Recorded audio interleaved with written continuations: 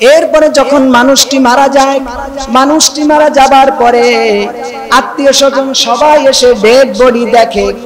Dead body দেখার সাথে সাথে শরীরের ভিতরে যদি কোনো তাইদ বা তাগা থাকে খুলে ফেলে, শরীরের ভিতরে দামি কোনো বস্ত্র থাকলে খুলে ফেলে, শরীরের ভিতরে যত ভিআইপি কাপড় থাকে সব খুলে ফেলে, ঘরের ভিতর থেকে একটা চাদর এনে উলঙ্গ মানুষটার উপরে দিয়ে দেয়। কি বাড়িওয়ালা বলেন, কি গাড়িওয়ালা বলেন, কি কোটিপতি বলেন আর পথের ভিক্ষুক বলেন, যেই মারা যাক তার সাথে প্রাণ থেকে, দেহ থেকে প্রাণ বের হবার সাথে সাথে সব খুলে উলঙ্গ করে একটা চাদর ছাড়া কিছু দেওয়া হয় না। হয় নাকি? আপনি বাড়িওয়ালা, আপনাকে আপনার খাস সবথেকে ভিআইপি রুমটার ভেতরে আছেন, আপনাকে ধরে উলঙ্গ করে বের করে সামনের নিচতলা লাশ জায়গায় রেখে দেয়। আপনার বাসা খালি, আপনার বাসার মালিক আপনার ছেড়ে, আপনার বাসার ভাগীদার আপনার মেয়ে, আপনার বাসার ভাগীদার হয়ে যায় আপনার স্ত্রী, আপনার সন্তান। তখন স্ত্রী চোখের পানি ছাড়ে, প্রেম ভালোবাসা সামান্য কিছু থাকলেও মনের ভেতরে আসল চিন্তা থাকে, স্বামী তো মারা গেছে, সন্তানরা আমারে আদর করে জায়গা না দিলে আমি তো আমার জায়গায় থাকতে পারবো না। ভাই ভাই দ্বন্দ্ব লেগে যায়, চিন্তা করে হায় হায় আমার ফ্ল্যাট কোনটা হবে, আমি তো অমুক ফ্ল্যাটের টাকা দিয়ে অমুক ফ্ল্যাটটা আমি বানিয়েছি, ওই ফ্ল্যাট আমার না হলে তার সাথে মারামারি হবে। বোন মনে মনে চিন্তা করে আমি তো বাসার কাজ চলাকালীন সময় টাকা আমিও দিয়েছিলাম, আমার অমুক ফ্ল্যাটটা না হলে আমি ভাইদের সাথে সম্পর্ক রাখবো না। আপনি যখনই মারা গেলেন, আপনি ব্যক্তি নাই ব্যক্তির জায়গায় স্ত্রী দাঁড়িয়েছে, সন্তান দাঁড়িয়েছে, ছেলে আর মেয়ে দাঁড়িয়েছে। শুধু নাই হয়ে গেলে আপনার জায়গার ভাগীদারের কোনো অভাব নাই। ঠিক কিনা? আপনার ভাগীদারের কোনো অভাব নাই।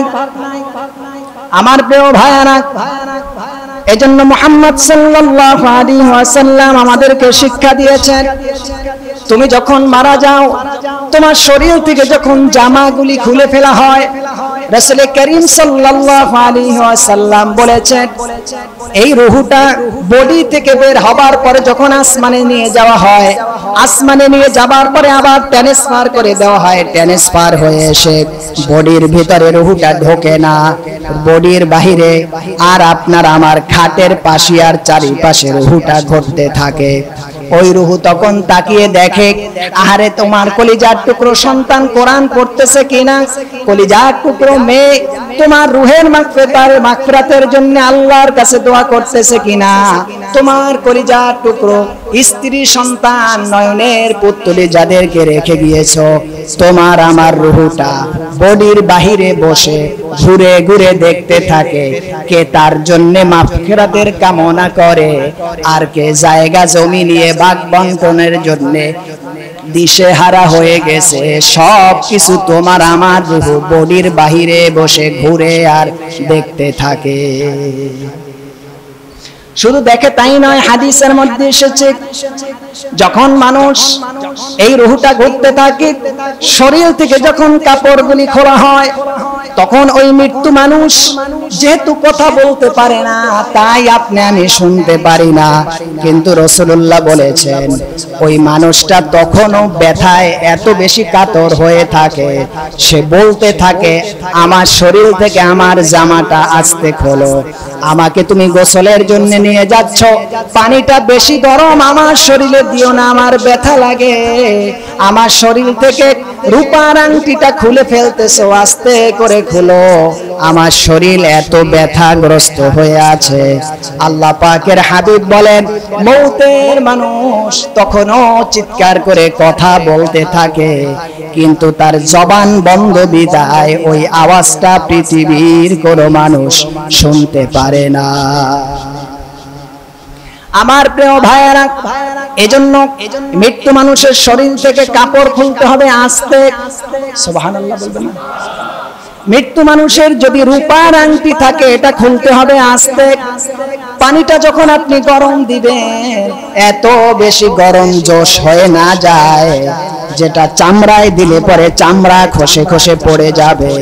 কারণ মৃত্যু মানুষের মাত্র দেহ থেকে, বডি থেকে রুহটা চলে গেছে, এতে বডিটা তার এত বিষাক্ত, ব্যথা, এত জর্জরিত কষ্টের ভেতরে আছে, এটা মৌতগ্রস্ত ব্যক্তি, মৃত্যুওয়ালা ব্যক্তি ছাড়া আসমান জমিনের কোনো মানুষ সেই ব্যথা বুঝতে পারে না।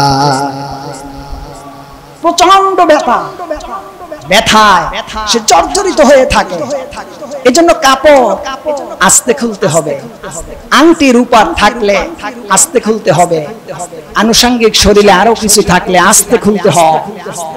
এই যে আস্তে খুলবেন, এই আস্তে খোলার শিক্ষাটা না থাকলে তো জোরে জোরে টান মারবে, ঠিক কিনা? এই শিক্ষাটার জন্যই আমি আজকের আলোচনা এটা পছন্দ করেছি। এই যে আস্তে খুলতে হবে, এই যে পাশে বসে কোরআনে হাকিম তেলাওয়াত করতে হবে, এই যে পাশে বসে জিকির আজকার করতে হবে, এই যে কোরআনুল কারীমের তেলাওয়াতের আওয়াজ দিয়ে মধুমক্ষিকার মতন পরিবেশটা তখন এভাবে করতে হবে। যদি মৃত্যু ব্যক্তির সাথে করণীয় বিষয়গুলি আপনি আমি না জানি, তাহলে কি এর একটা কাজও বাবার সাথে, দাদার সাথে, ভাইয়ের সাথে, বন্ধুর সাথে, স্ত্রীর সাথে, স্বামীর সাথে এই শিক্ষা না থাকলে কেউ করতে পারবে?